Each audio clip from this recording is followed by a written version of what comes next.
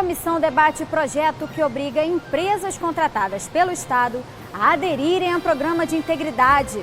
Verbas de multas de trânsito podem ser revertidas para campanhas de prevenção de acidentes. E a Alerj instala a comissão para discutir regime previdenciário de servidores militares. O Jornal da Alerj começa agora.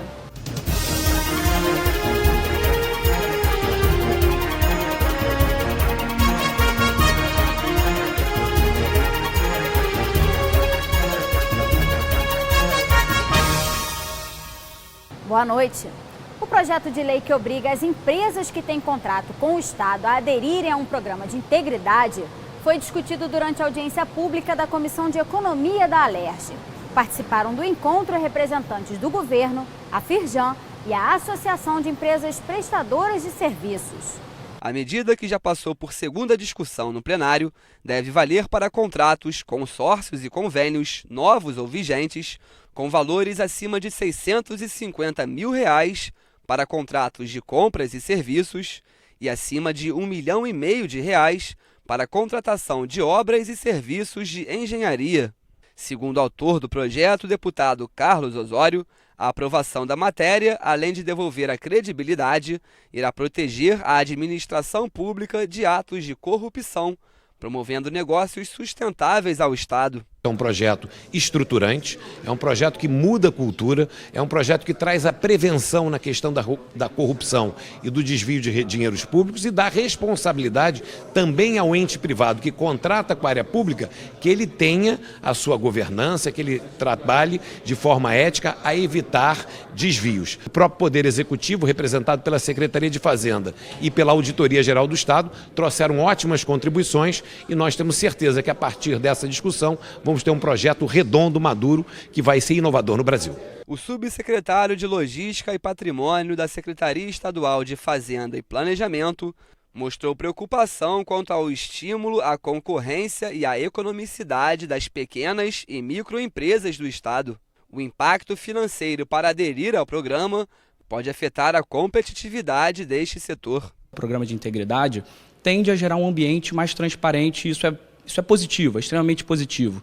As preocupações estão centradas nos efeitos que isso pode gerar em relação à ampla participação do empresariado nas contratações com o Estado. A gente vem enfrentando uma série de restrições em relação à competitividade.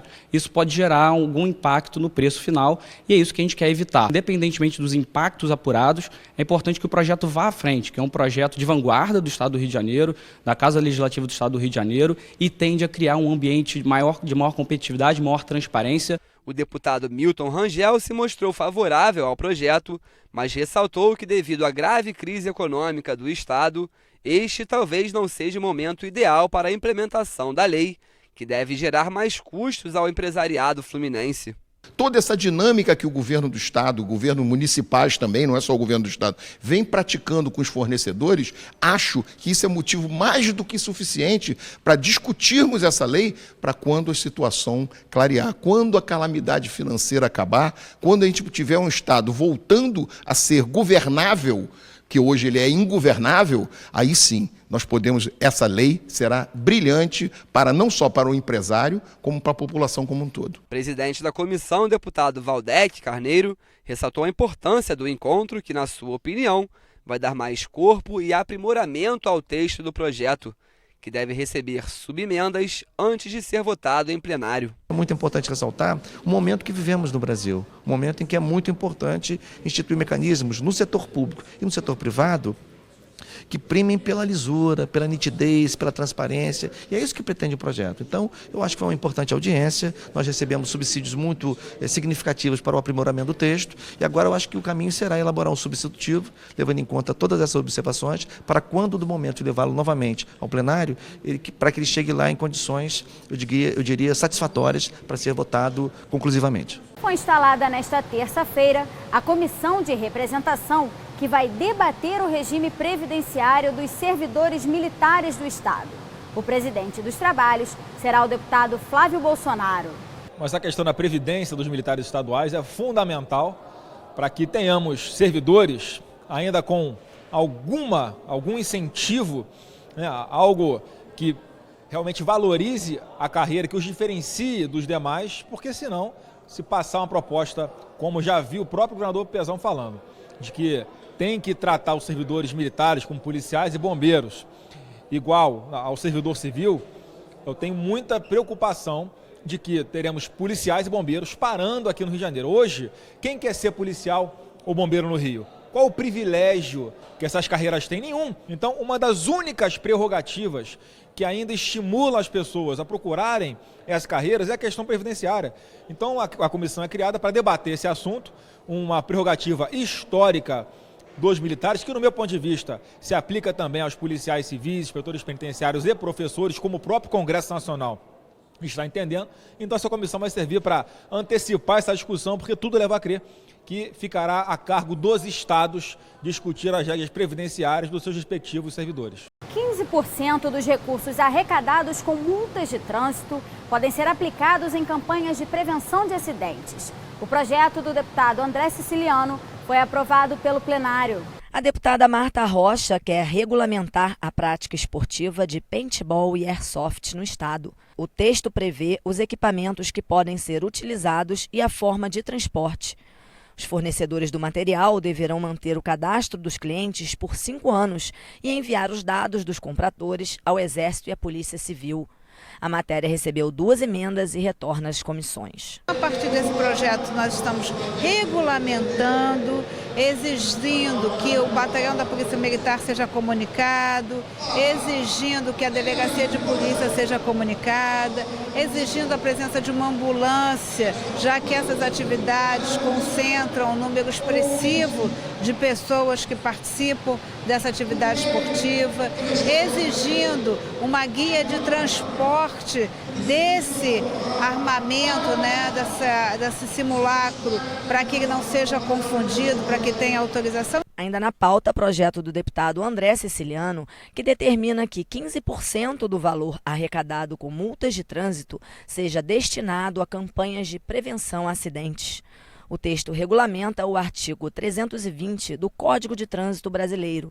Foi aprovado e será analisado pelo governo. A legislação federal fala nisso. Parte da arrecadação dos recursos das multas tem que ser aplicado na conscientização, no uso do automóvel com consciência, né? Então a gente quer que parte desses recursos sejam aplicados em campanha de esclarecimento educativa e parte desses recursos também para os jornais, para a mídia do interior, porque sempre fica muito na capital, em detrimento da mídia do interior. O Estado poderá ter um programa para incentivar a população a consumir água de forma consciente.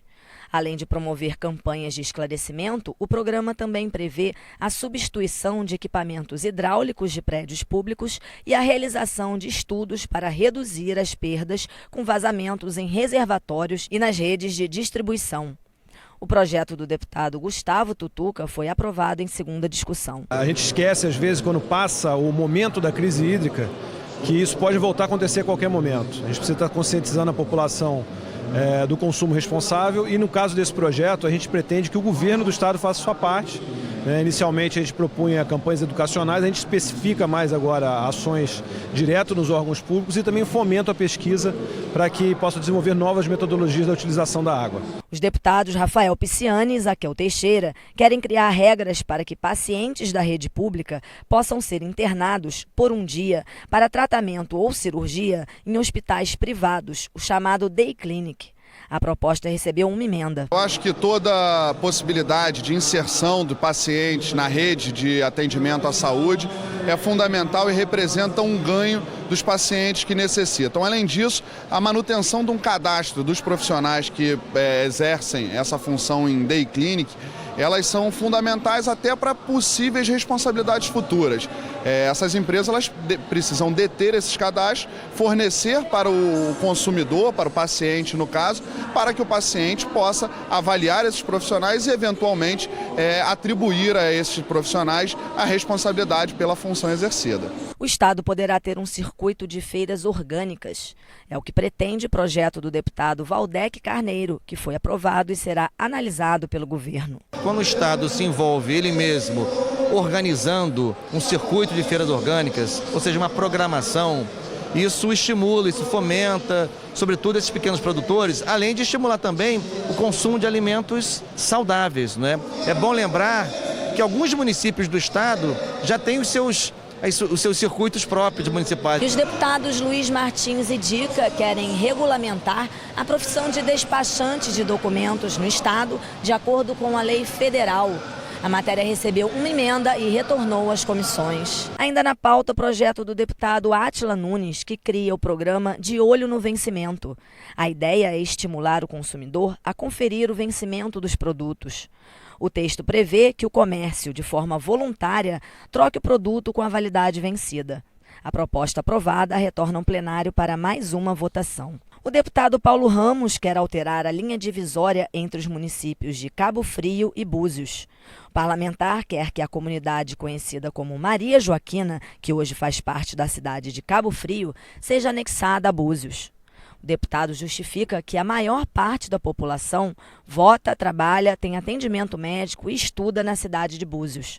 O texto aprovado precisa passar por mais uma discussão em plenário.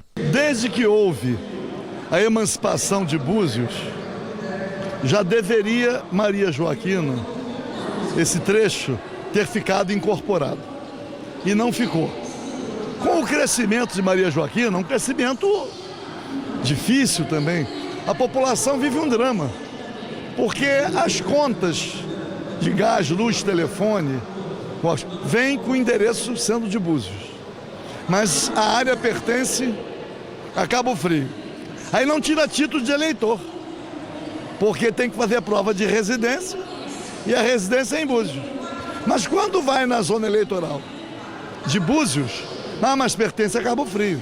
Só para dar um exemplo. Agora, quem banca escola, hospital do pessoal de Maria Joaquina é o município de Búzios. Já o deputado Carlos Mink quer estimular a coleta seletiva de lixo com a participação dos catadores. A ideia é que grandes geradores de resíduos destinem o material para cooperativas e associações de catadores registrados em órgãos ambientais. A matéria foi aprovada em primeira discussão. As grandes empresas, que também têm dentro delas uma série de materiais, de resíduos bons para reciclagem, alumínio, plástico, vidro, que elas também devem entregar esses resíduos para as cooperativas e associações de catadores.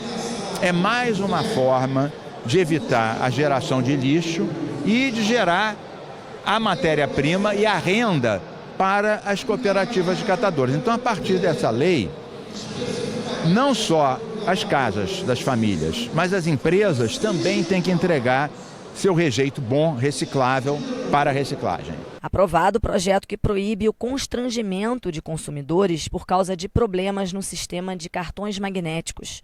O texto prevê a oferta de assinatura de promissória, transferência eletrônica ou qualquer forma de garantia de pagamento acordada entre as partes que não seja com um cartão. A proposta do presidente em exercício, o deputado André Siciliano, foi aprovada e retorna ao plenário para mais uma votação. O PL 2490 de 2017, ele foi pensado por um problema que aconteceu em outro estado, onde um casal ficou preso em um motel e foi caracterizado cárcere privado. Logicamente que a gente quer que o comércio possa ter o melhor atendimento, que o cliente saia satisfeito. Mas na impossibilidade de cobrar do cliente pelo aquele serviço realizado ou pela mercadoria comprada, que primeiro as partes possam se convencionar. Segundo, a gente cita as formas e não chegando ao consenso, porque tem que garantir também o direito do consumidor. Em novembro acontece a 11ª edição do Parlamento Juvenil. A ideia do projeto, que fica com as inscrições abertas até o dia 14 de maio, é permitir que jovens conheçam e vivenciem o dia a dia de um deputado no Legislativo Fluminense. O dia D de divulgação do Parlamento Juvenil movimentou escolas públicas de todo o estado nesta segunda-feira. Em cada cidade, deputados ou ex-parlamentares juvenis palestraram e explicaram como funciona o projeto. O objetivo é incentivar os jovens da rede estadual a participarem de mais uma edição e se aproximarem da política. As inscrições podem ser feitas até o dia 14 deste mês. Para o deputado Eliomar Coelho, que esteve no Colégio Estadual André Murruá, no Leblon, o projeto é essencial para dar mais possibilidades de protagonismo aos jovens e incentivá-los a fazer parte da política fluminense. A educação não significa única e exclusivamente só informar, significa também formar. A formação de uma cidadania plena.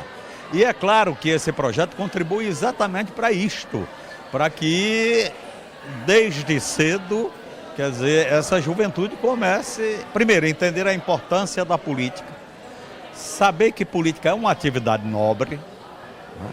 E passar a ter interesse, não só interesse e participação efetiva.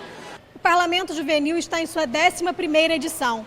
Esse é um projeto da Alerj em parceria com as Secretarias Estaduais de Educação, de Esporte, Lazer e Juventude e oferece aos jovens do 1º e 2º ano do ensino médio a oportunidade de ampliarem a consciência política e participarem do Parlamento Fluminense.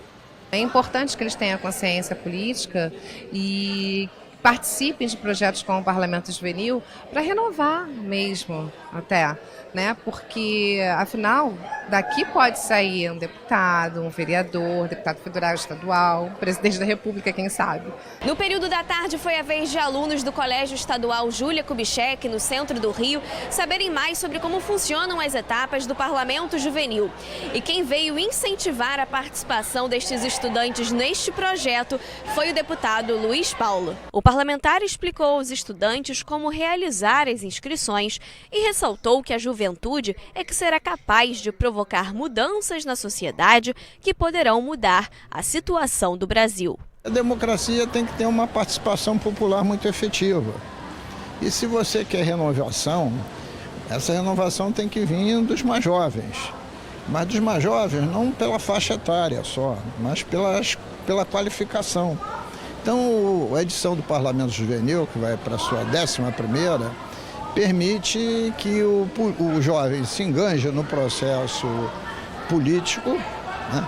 Possa compreender qual é a função do parlamento, possa revelar novos talentos, novas lideranças. Atentos às explicações, os alunos fizeram perguntas sobre o Parlamento Juvenil e o cenário político atual.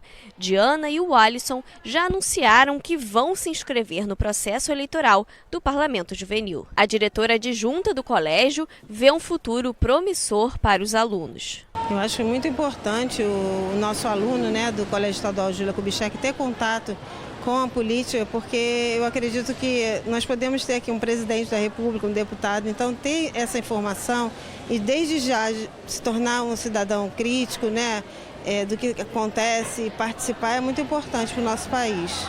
Após as inscrições, os alunos vão passar por um processo eleitoral.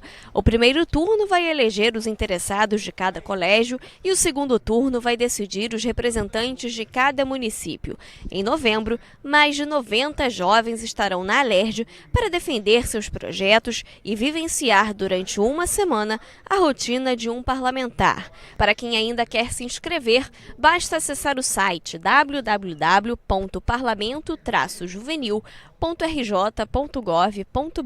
A ideia é esse convite, né, para pegar esse protagonismo, esses jovens críticos que, de certa forma, estão um pouco indignados e querem fazer diferente. Então, essa é a chamada, é essa busca que a gente está querendo, esses jovens críticos que possam fazer algo diferente para mudar essa história. O Jornal da Alerj fica por aqui. Você pode acompanhar a programação também em nosso site e pelas redes sociais. TV Alerj, o canal do Povo Fluminense. Até amanhã.